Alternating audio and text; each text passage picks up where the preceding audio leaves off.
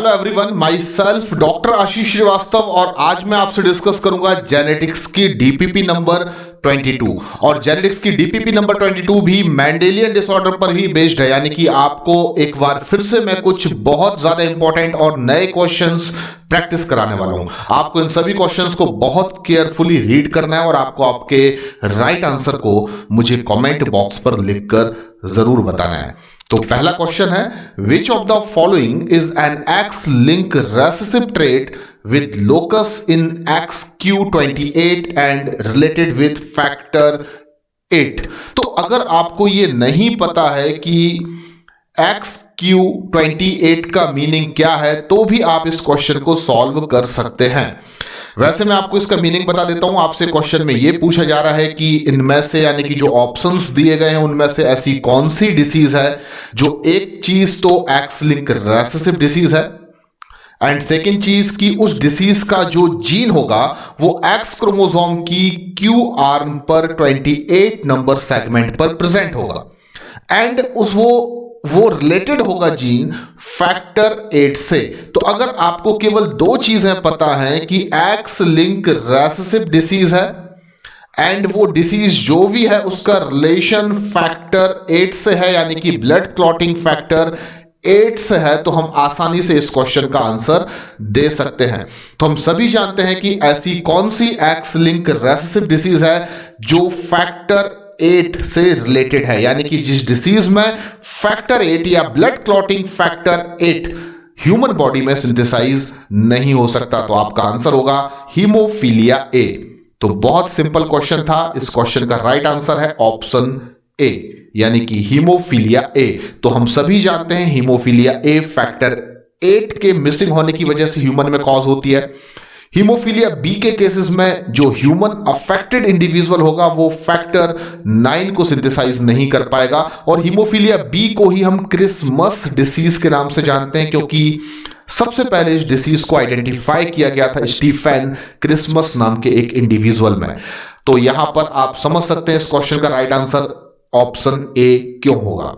अगला क्वेश्चन है, आपको एक गलत स्टेटमेंट, आपको फॉल्स यानी कि गलत स्टेटमेंट को सिलेक्ट करना है सिकल सेल एनीमिया के केसेस में, यानी कि सिकल सेल एनीमिया के रेफरेंस में आपको गलत स्टेटमेंट का सिलेक्शन करना है। स्टेटमेंट ए आपसे क्या कह रहा है, हैव जीनोटाइप HBS। तो ये बिल्कुल सही स्टेटमेंट है क्योंकि जब किसी इंडिविजुअल को सिकल सेल एनीमिया होगा तो ये एक ऑटोसोमल रेसेसिव डिसीज है और इंडिविजुअल तभी अफेक्टेड हो सकता है जब वो होमोजाइगोसली सिकल सेल एनीमिया के ट्रेट को रखता हो। तो ये ऑप्शन बिल्कुल सही है क्योंकि इंडिविजुअल का जीनोटाइप होगा HBS।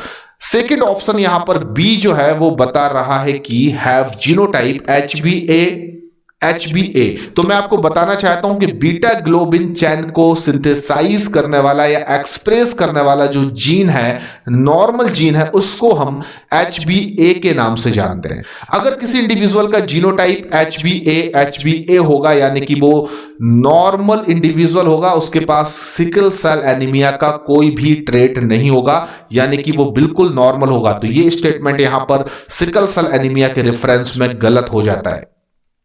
ऑप्शन सी है substitution of glutamic acid to valine. तो हम सभी जानते हैं कि sickle cell anaemia gene point mutation की वजह से होने वाली डिसीज है। उसमें ग्लूटामिक एसिड का सब्स्टिट्यूशन वलाइन अमीनो एसिड से बीटा ग्लोबिन चैन में हो जाता है जो कि 6 नंबर पोजीशन पर प्रेजेंट होती है।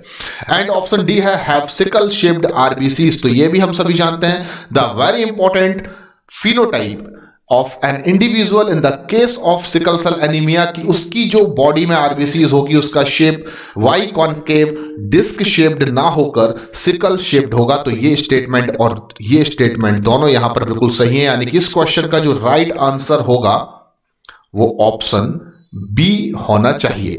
अगला क्वेश्चन है, इस क्वेश्चन में आपसे क्या कहा जा रहा है आपको बहुत केयरफुली पढ़ना है।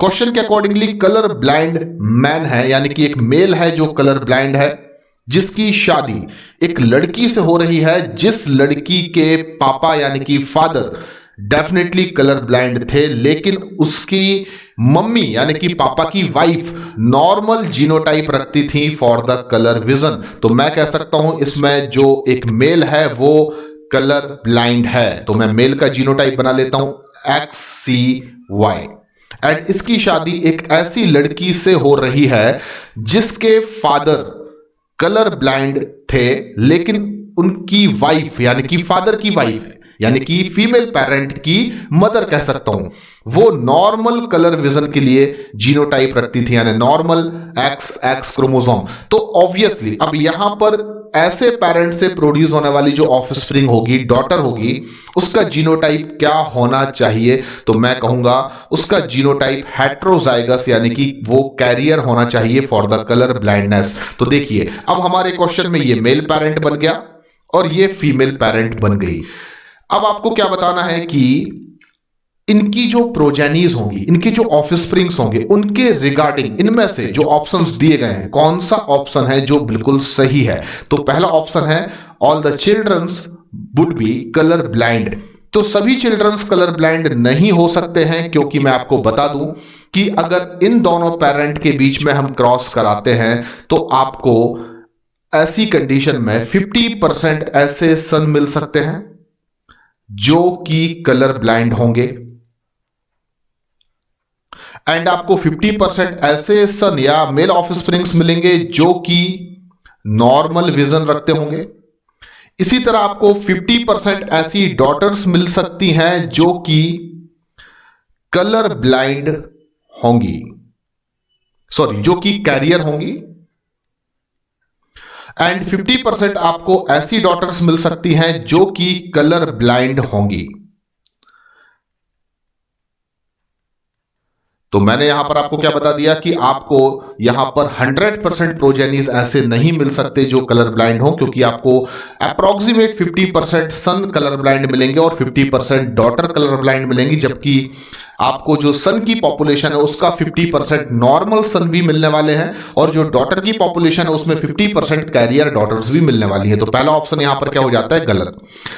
दूसरा ऑप्शन है all their son are colour blind. तो यह भी गलत हो जाता है, क्योंकि 50% आपको ऐसे लड़के मिल रहे हैं, सन मिल रहे हैं जो नॉर्मल है। ऑप्शन सी है आपको ऐसी कोई भी डॉटर नहीं मिलेगी जो कलर ब्लाइंड हो। तो यह ऑप्शन भी गलत हो जाता है, क्योंकि आपको 50% ऐसी डॉटर्स मिल रही हैं जिनको कलर ब्लाइंडनेस होगा। तो ऑप्शन डी जो है वो क्या कह रहा है, आपको बहुत ध्यान से पढ़ना है।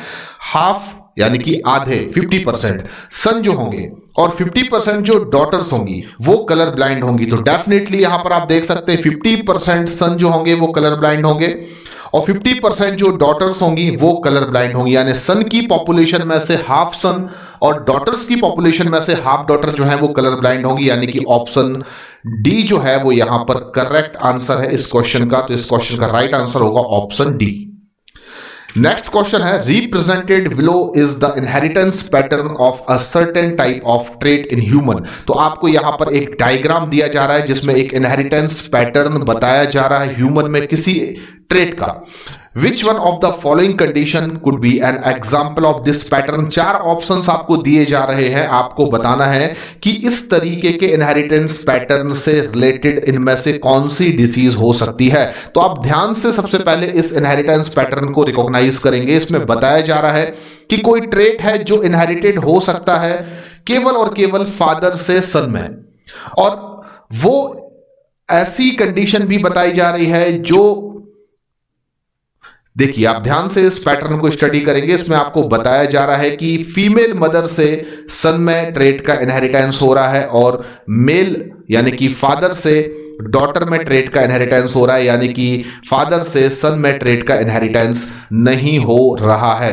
तो उस कंडीशन में हम कह सकते हैं ये क्रिस क्रॉस इनहेरिटेंस को रिप्रेजेंट करने वाला एक डायग्राम है। ये किसको रिप्रेजेंट कर रहा है? क्रिस क्रॉस इनहेरिटेंस को। तो क्रिस क्रॉस इनहेरिटेंस किससे रिलेटेड है? तो आप सभी जानते हैं एक्स लिंक डिसीज से, क्योंकि एक्स लिंक डिसीज जो होती है उनका इनहेरिटेंस क्रिस क्रॉस इनहेरिटेंस माना जाता है। चारों ऑप्शंस में आपको देखना है। फिनाइलकीटोन्यूरिया एक ऑटोसोमल रेसेसिव डिसीज है, सिकल सेल एनीमिया एक ऑटोसोमल रेसेसिव डिसीज है, थैलेसीमिया एक ऑटोसोमल रेसेसिव डिसीज है, यानी कि वन एंड ओनली हीमोफीलिया यहां पर एक ऐसी डिसीज है जो एक्स लिंक है, और ट्रेट जो है वो क्रिस क्रॉस इनहेरिटेंस शो कर रहा है, यानी कि इस क्वेश्चन का जो राइट आंसर होना चाहिए वो ऑप्शन सी होगा। नेक्स्ट क्वेश्चन है इस क्वेश्चन में आपसे क्या कहा जा रहा है कि एक नॉर्मल विजन यानी कि नॉर्मल विजन रखने वाला जो एक मैन है, मेल है, जिसके फादर कलर ब्लाइंड थे, यानी कि फादर को मैं कलर ब्लाइंडनेस दे देता हूं पर इनके लड़के को मैं नॉर्मल विजन वाला बना देता हूं। ये अब आपसे बोला जा रहा है इसकी शादी हो रही है एक ऐसी लड़की से जिसके फादर को कलर ब्लाइंडनेस था, यानी कि जिससे शादी हो रही है उसके फादर को कलर ब्लाइंडनेस था। लेकिन आपको ये याद रखना है कि जो मदर थी वो नॉर्मल कलर विजन के लिए रिस्पॉन्सिबल थी, यानी कि ऐसी कंडीशन में जो फीमेल होगी वो हेट्रोजाइगोसली कलर ब्लाइंडनेस के ट्रेट को रखेगी। तो ये मैंने फीमेल का जीनोटाइप बना दिया और ये मैंने मेल का जीनोटाइप बना दिया। ये हमारे इस क्वेश्चन में पेरेंट्स हैं। अब आपको बताना है अगर इन दोनों के बीच क्रॉस होता है और पहली प्रोजेनी अगर फीमेल चिल्ड्रन होती है यानी कि डॉटर होती है, तो आपको बताना है कि उसके डिसीज्ड होने की या कलर ब्लाइंड होने के चांस कितने % होंगे।